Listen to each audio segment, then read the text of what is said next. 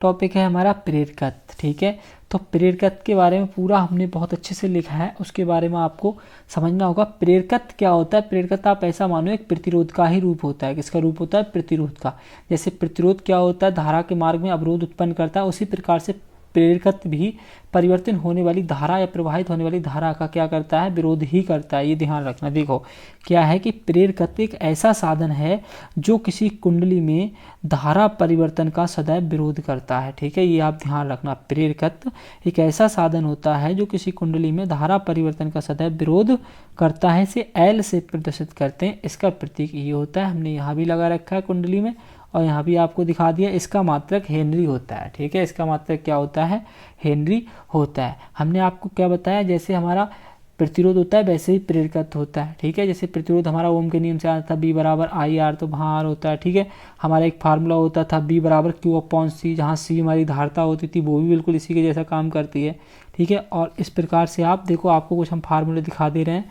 जैसे बी बराबर I R बिल्कुल इसी के जैसे कार्य करते हैं, बी बराबर क्यू अपॉन सी, है ना। सब ये बी बराबर ही आ रहे हैं, सब बी बराबर ही आ रहे हैं। और आपको दिखा दें एक जो आपका फार्मूला आया है प्रेरकत्व के लिए, ये भी हमने अभी निकाला था, बी बराबर माइनस का L delta I upon delta T. याद करो ये क्या है? हमारी धारा परिवर्तन दर है। अगर इसे हम एकांक मान लें, क्या मान लें? एकांक मान लें, तो वैद्युत वाहक बल, देखो वैद्युत वाहक बल की जगह पर हमने यहाँ बी रख लिया है। क्यों रख लिया है? सुनो, जो बी होता है इसका ही मात्रक वोल्ट होता है, और जो वैद्युत वाहक बल होता है उसका ही मात्रक वोल्ट होता है। तो दोनों को हम एक ही का रूप मानते हैं, ठीक है। ये आप ध्यान रखना। देखो आपको दिखा दें, अभी हाल आपके लिए ये हमने पढ़ाया था, ये पढ़ाया था अभी हाल आपके लिए, है ना। ई बराबर माइनस का L delta I upon delta T. तो ई क्या है? ये भी हमारा वैद्युत वाहक बल है, इसका मात्रक बी वोल्ट होता है। और इधर जो हमने अभी विभवांतर लिखा है इसका मात्रक भी क्या होता है? वोल्ट ही होता है। तो ये बात आप ध्यान रखना बहुत अच्छे से, ठीक है। तो ये आपका प्रेरकत्व हो गया इस प्रकार से। अब हम लोग देखेंगे प्रेरकत्वों का संयोजन।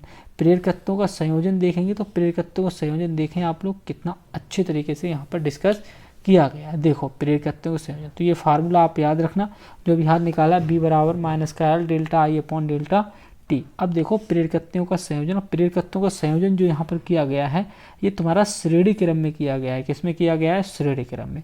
हमने क्या किया है, मतलब प्रत्येक प्रेरकत्व के लिए एक दूसरे प्रेरकत्व से जोड़ दिया है, ठीक है। पहले को L1 मान लिया, दूसरे को L2 मान लिया, तीसरे को L3 मान लिया है, ठीक है। ए से बी के बीच में जो विभवांतर उत्पन्न हुआ है वो B1 है, बी से सी के बीच में B2 है, और सी से डी के बीच में B3 है। ऐसा क्यों है सर जी? ऐसा इसलिए है क्योंकि बिंदु बदलने से विभवांतर बदलता है, ठीक है। और धारा रास्ते बदलने से धारा बदलती है, ठीक है। ये बात ध्यान रखना। तो यहाँ क्या किया है, देखो 20 वोल्ट की एक बैटरी लगाई, इसमें हमने यहाँ क्या प्रवाहित होने लगी? धारा प्रवाहित होने लगी। धारा के लिए एक ही रास्ता है, तो धारा का मान बिल्कुल नहीं बदलेगा। बदलेगा क्या? यहाँ पर विभवांतर बदलेगा। क्या बदलेगा?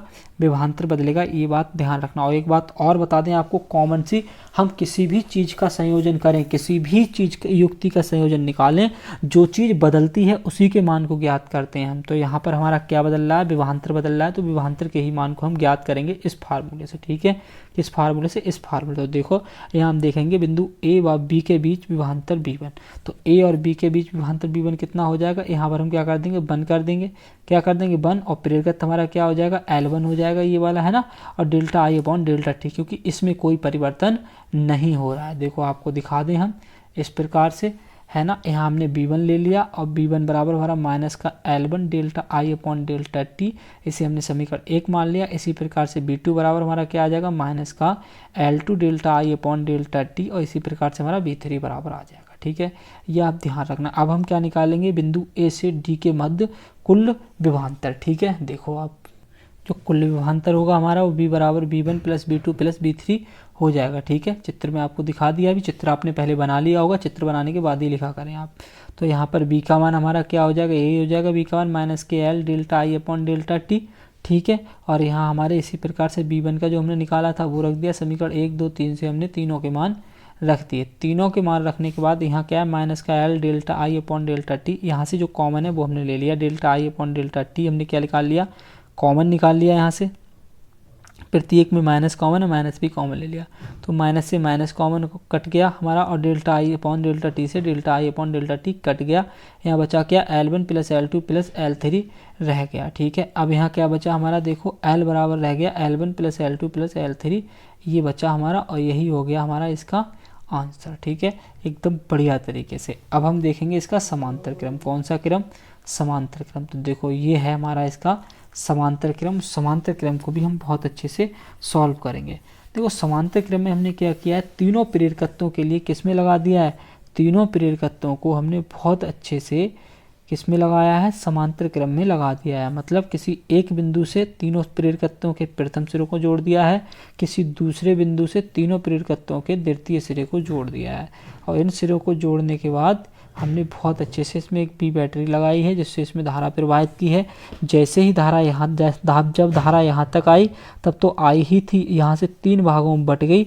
3 भागों में बटने के बाद धारा का मान भी बदल गया। हमने आपको बताया था रास्ते बदलने से धारा बदलती है, यहाँ रास्ते बदल रहे हैं तो धारा भी बदल गई। एक में I1 जा रही है, एक में I2 जा रही है, एक में I3 जा रही है, और इस प्रकार से ये चली आएगी हमारी। ठीक है, और आपको क्या बताया, जो चीज़ बदलती है उसी का मान ज्ञात करते हैं। तो अब हम किसका मान ज्ञात करेंगे, यहाँ I का, I1 का, I2 का, I3 का मान ज्ञात करेंगे, क्योंकि यहाँ धारा बदल रही है। क्या बदल रही है, धारा बदल रही है, ये बात आप ध्यान रखना। ठीक है, तो चलो हम देखते हैं फटाफट से I1 का मान कितना है, I2 का मान कितना है, और I3 का मान कितना है। तो हमारा फार्मूला क्या होता था, बेसिक फार्मूला था B बराबर माइनस का L delta I upon delta T. ठीक है, हमें निकालना क्या है, धारा का मान निकालना है। तो पूरी धारा परिवर्तन के साथ, मतलब धारा बदल रही है, किस प्रकार से बदल रही है, समय के साथ बदल रही है, तो हमें पूरा ऐसे रखना पड़ेगा। L को हम कहाँ भेज देंगे, बटे में भेज देंगे। L यहाँ आ गया हमारा, तो यहाँ बचा delta I upon delta T. ठीक है, तो जब हम क्या करेंगे, अब धारा के जब मान निकालेंगे तो यहाँ से आप बहुत अच्छे से देखेंगे। देखो इसको हमने क्या लिख लिया, सीधा करके लिख लिया माइनस के B upon L delta I upon delta T बराबर। ठीक है, अब हम क्या करेंगे, देखो यहाँ पर आप बहुत अच्छे से, हमें सबसे पहले I1 धारा निकालनी है। ठीक है, हमने फिर कहा था I2 निकालेंगे, फिर I3 निकालेंगे। तो जब I1 निकालेंगे तो यहाँ पर अब विभवांतर तो बदल नहीं रहा है, तो विभवांतर तो भी ही है, लेकिन धारा बदली है, इसलिए हमने धारा को I1 मान लिया।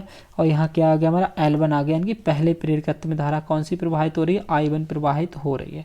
इसी प्रकार से I2 निकालेंगे तो दूसरे प्रेरकत्व में धारा कौन सी प्रवाहित हो रही है, I2 प्रवाहित हो रही है, इसलिए हमने L2 ले लिया और माइनस का B ले लिया। बस आपको बेसिक रूप से ये फार्मूला याद रखना है, B बराबर माइनस का L delta I upon delta T, हर चीज़ इसी से निकल आएगी हमारी।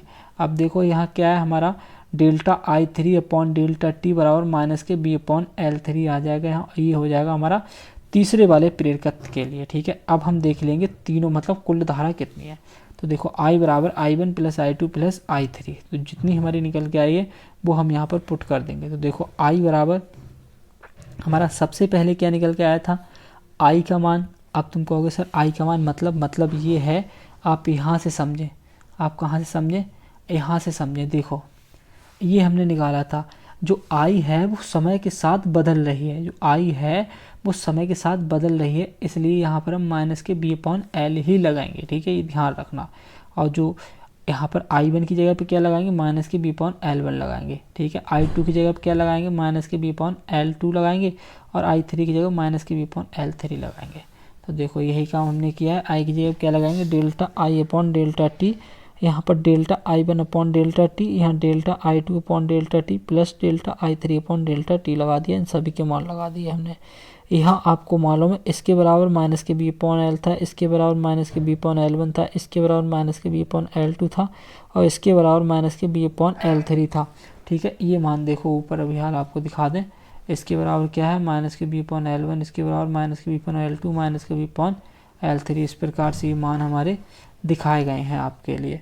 अब यहाँ देखो आप, delta I upon delta T बराबर delta I1 upon delta T plus के delta I2 upon delta T plus के delta I3 upon delta T, ये हमारा सब निकल के आ गया मैटर। ठीक है, तो इस प्रकार से हमारा क्या हुआ, यहाँ हमने सभी मान लगा दिए। मान लगाने के बाद जो कॉमन है वो यहाँ से कॉमन है। देखो माइनस का B, माइनस का B, माइनस का B हर जगह है, तो माइनस का B हम क्या ले ले रहे हैं, यहाँ से कॉमन ले ले रहे हैं। सर जी क्या ले ले रहे हैं, माइनस का B कॉमन ले ले रहे हैं। देखो जब माइनस का B यहाँ से हम कॉमन लेंगे तो यहाँ हमारा क्या रह गया, माइनस का B अपॉन L तो है ही, और यहाँ से माइनस का B हमारा कॉमन आ गया, तो जाहिर सी बात है अंदर क्या रह जाएगा, हमारा प्लस प्लस ही रह जाएगा। यहाँ भी आप समझो, देखो यहाँ तो प्लस ही था, लेकिन ये माइनस का B अपॉन L3 है। ठीक है, तो यहाँ से हमने क्या लिया, हर जगह से कॉमन ले लिया। जब हर जगह से हमने कॉमन ले लिया तो यहाँ हमारा देखो बी से बी कट जाएगा, यहाँ क्या रह गया फिर हमारा 1/L रह गया, और यहाँ 1/L1 प्लस के 1/L2 प्लस के 1/L3 रह जाएगा। तो इस प्रकार से हमारा ये आ जाएगा समांतर क्रम संयोजन। ठीक है, इस प्रकार से ध्यान रखना आप।